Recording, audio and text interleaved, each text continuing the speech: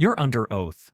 Those three words hit differently when aimed at someone who just admitted her office sent surveillance emails to FBI agents, then claimed she didn't know about it. What you're about to see is Congressman Mr. Van pressing Attorney General Bondi on the kind of data collection that should never happen without oversight, and her answers reveal a dangerous gap in accountability at the highest levels of law enforcement.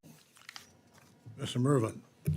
Thank you, Chairman. Thank you, Ranking Member. Attorney General, thank you for joining us today. Our law enforcement officers, first responders, and local safety agencies are the backbone of our communities. In Northwest Indiana, I've worked hard to bring critical federal grant dollars home, funds that directly support the brave men and women who protect us every day. Unfortunately, funding for 2025 has been rescinded, weakening our public safety framework and making our neighborhoods less safe. I firsthand have a positive impact in securing dollars and investments for Gary, Indiana, East Chicago, Lake County, and Michigan City that were force multipliers that were technology such as license plate readers and the COPS grant.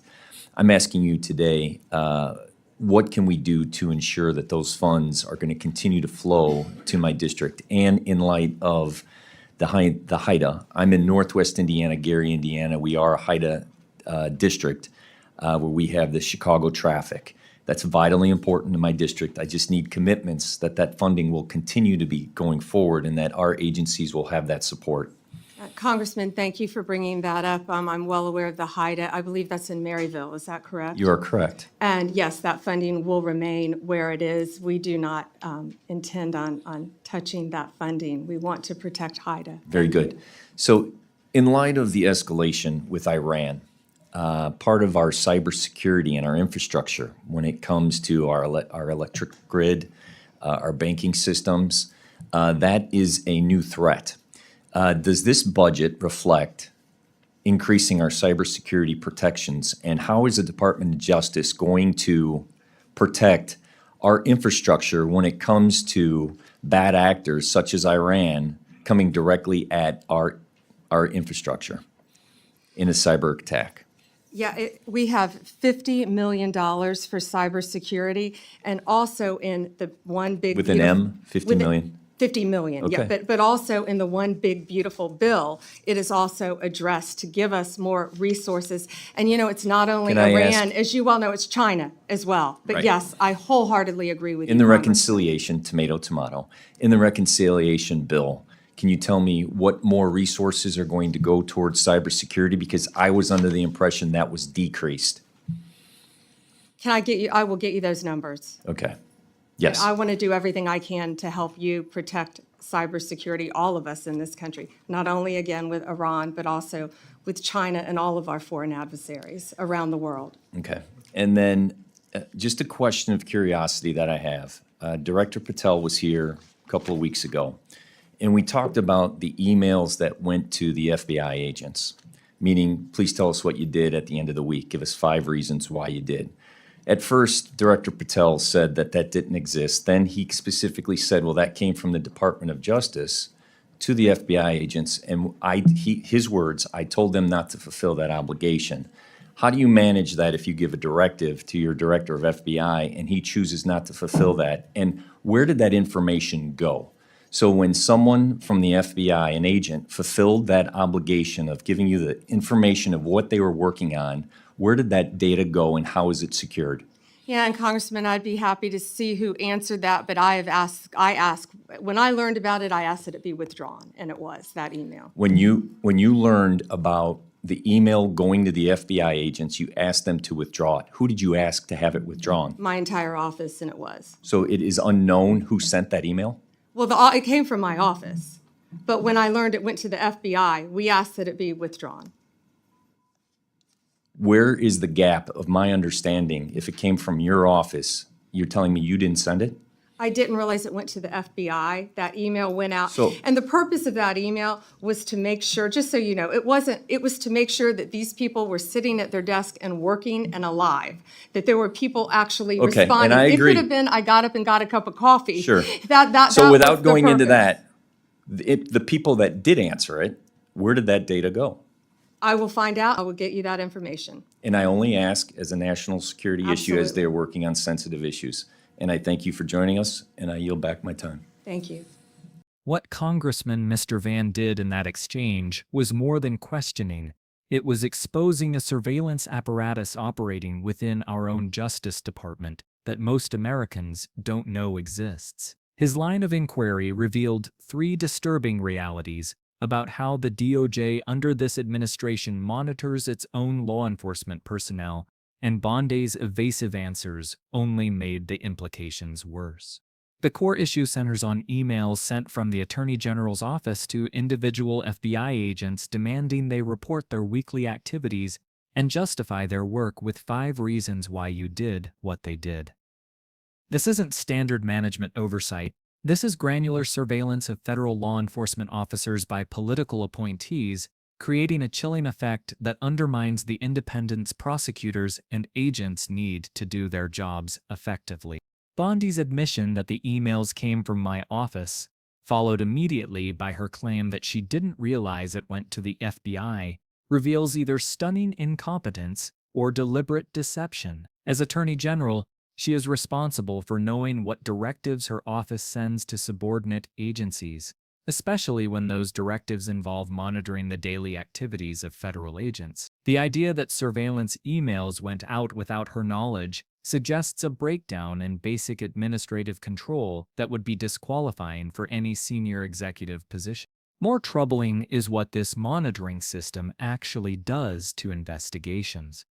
When FBI agents know they must justify every action to political appointees who may have partisan loyalties, they inevitably become more cautious about pursuing sensitive cases.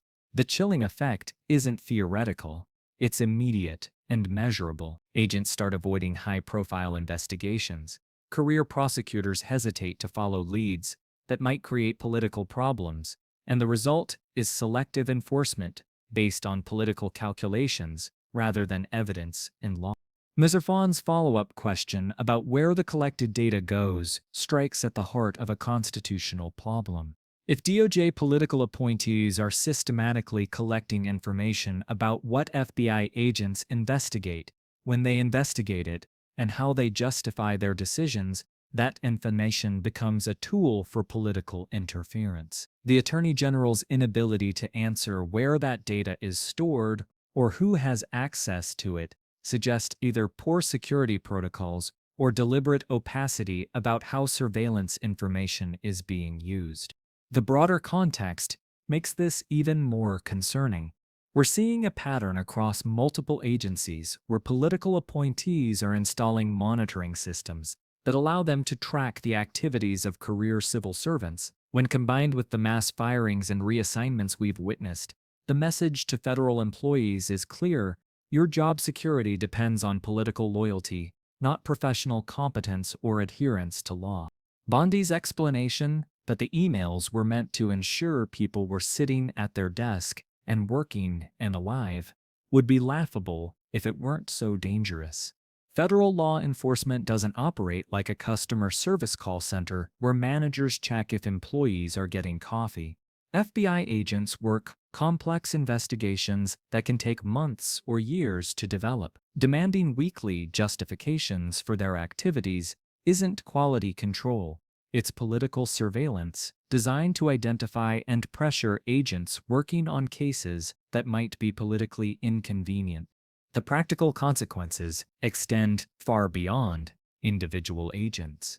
When law enforcement becomes subject to this kind of political monitoring, public trust erodes rapidly. Citizens stop cooperating with investigations when they suspect political interference. Foreign partners become reluctant to share intelligence with agencies they perceive as compromised, and career professionals leave government service taking decades of expertise with them.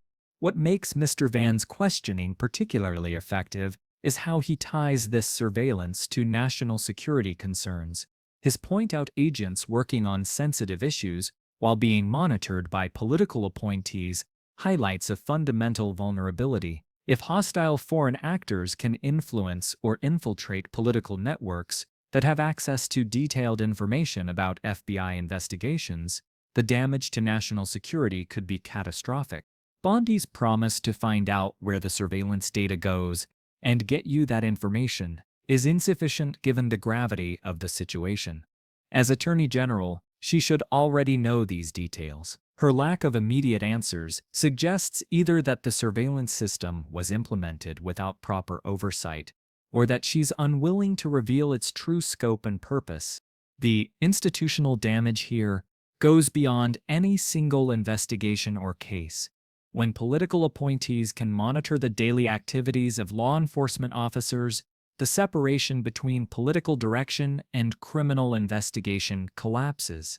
That separation exists precisely because justice must be impartial to be legitimate. Once citizens perceive law enforcement as an arm of political power rather than an independent institution, the rule of law becomes just another partisan talking point. This exchange reveals how quickly democratic institutions can be hollowed out through seemingly bureaucratic changes. Surveillance emails might seem like minor administrative matters, but they represent a fundamental shift in how law enforcement operates. Instead of investigating crimes based on evidence and following leads wherever they go, agents now must consider how their activities will be perceived by political overseers who may have entirely different priorities. The path forward requires immediate congressional oversight to determine the full scope of this surveillance program, independent investigation by inspectors general to assess any political interference in ongoing cases, and legislative action to protect career law enforcement from political monitoring. More fundamentally, it requires citizens to understand that when we allow political appointees to monitor law enforcement, we're not making government more efficient, we're making it less free.